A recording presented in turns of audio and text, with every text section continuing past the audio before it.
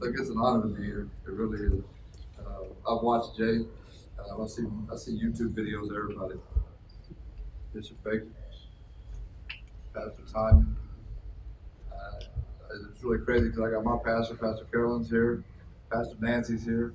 We got three women that I know in this world that I honestly don't know that they touch the ground all the time when they're walking around because they're full of the Spirit of God. Right? Listen, my name is Mike Wilson. I'm the founder and CEO of the Sophia Design Group. Just the only thing behind it. Long story short, I'm going to bring you up to speed. I was a military brat. I went to 17 schools for 12 years, traveled all over the place. Always a new kid in town, always fighting. Right? You got to figure out where you fall in. And so I did that. At 17, I enlisted in the Army. I should say at 15, I got my first charges. Was commercial burglary, breaking and entering, assault on a police officer.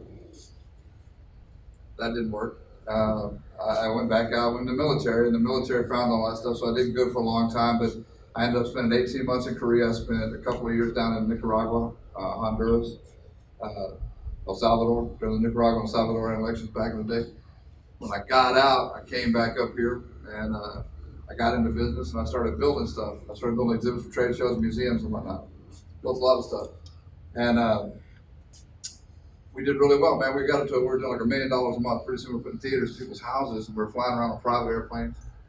I hate to even say with all the pastors sitting here, but I mean, I was flying on a private airplane with stripper pole. Okay? So, and I thought that was it. That was the life.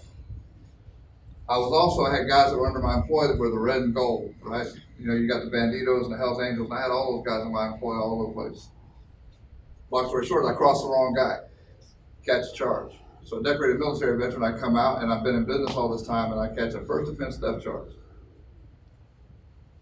out of New Orleans.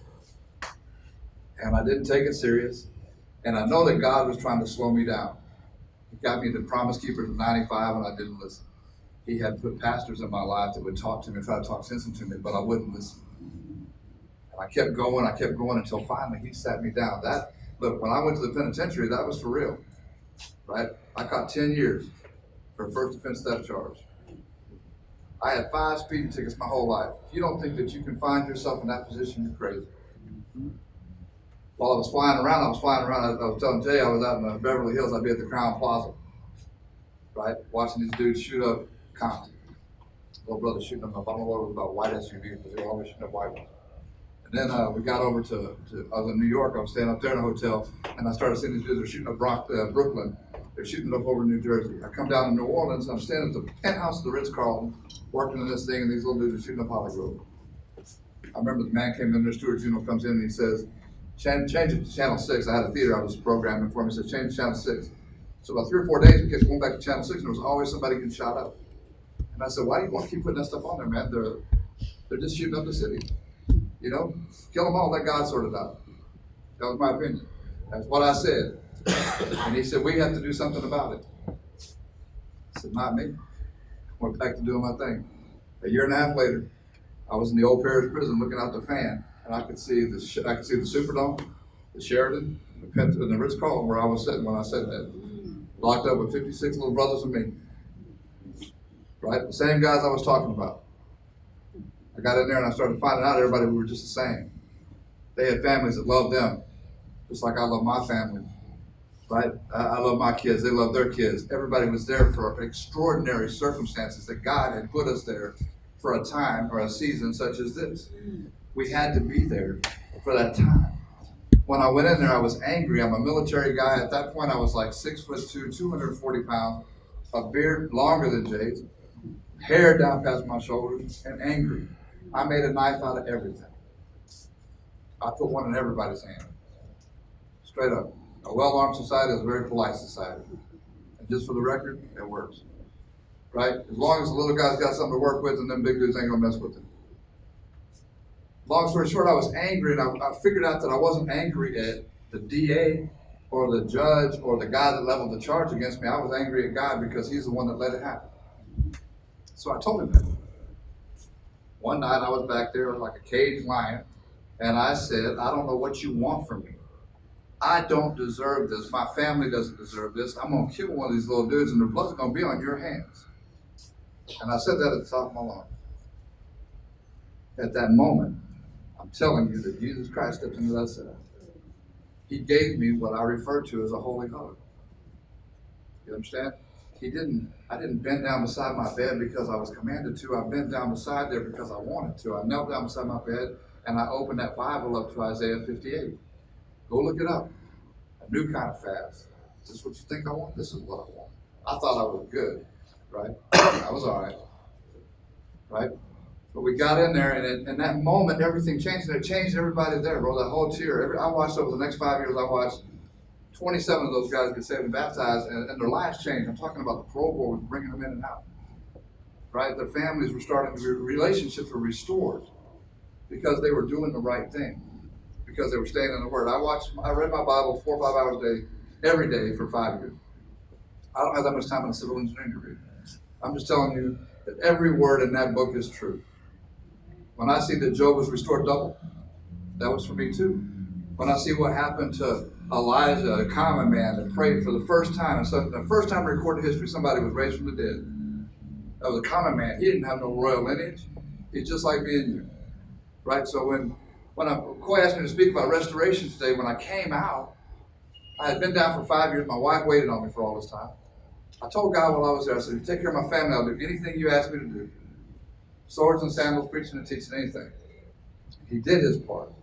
And I'm doing my level best to do mine now. So we're talking about restoration. I came out here and I didn't want to get back into this business. I'm telling you, I was going to bag groceries. I didn't want nothing to do with anybody. I was going to help old ladies carry bags to the car at the grocery store. And I couldn't get a job bagging groceries. Right? Was it the felony? No, indeed. God closed every single door. He opened this one. When I was pulling my stuff out of the storage, I saw a guy's business card. I pulled a business card out, I looked at it, and I put it back. I put it back in the box. I went home and I took the little room and I made a little office up. While I was setting my office up, that card fell on the floor again. I picked it back up and I stuck it in my wallet. 2 months has gone by. 3 months goes by and I'm praying. I'm saying, Lord, I need to help my wife. She's expecting her man to come home from prison and do something. I can't just sit here. You're going to have to give me something. This one guy kept calling me about doing some work. That guy with that card, he called me. I said, I'll tell you what. That guy calls me on Monday morning, and he doesn't have a job that's in his showroom working for him. If he's got one that's a job that's outside, I'll know that you won't be back in this business.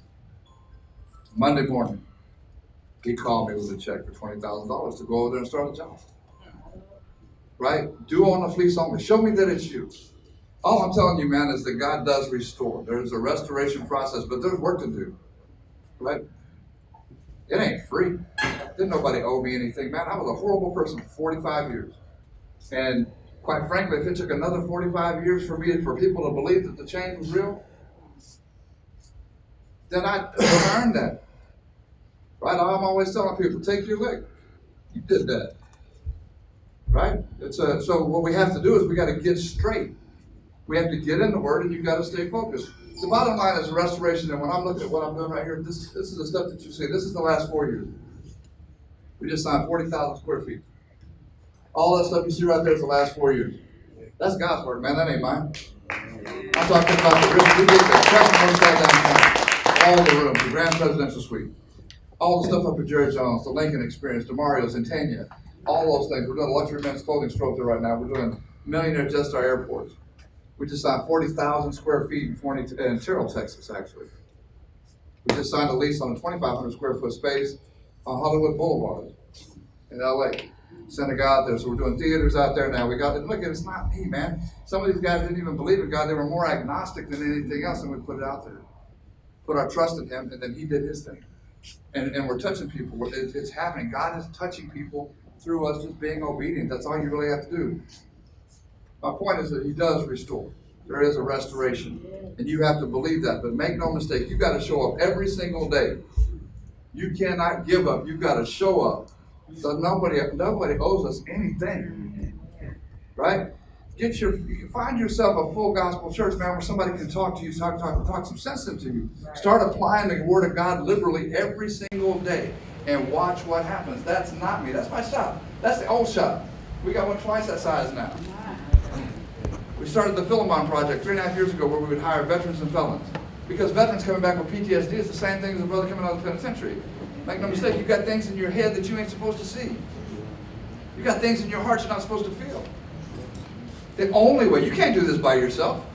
It's not on me. I show up and I do. I show up and I show out. I do whatever I got to do.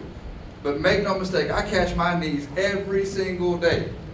I'm not about to step out there by myself. I did it before and it didn't turn out so well. So what I'm saying is on the restoration part of this thing, make no mistake. God sat down he sat down on the seventh day and he rested. 42 generations later, Jesus Christ came. He lived a sinless life. He hung, bled, died on the cross for all of us. All of us. Whether you've been locked up or not. Doesn't matter what you got going on. All of us. And all means the same in Greek, Hebrew, and English. All of us. All.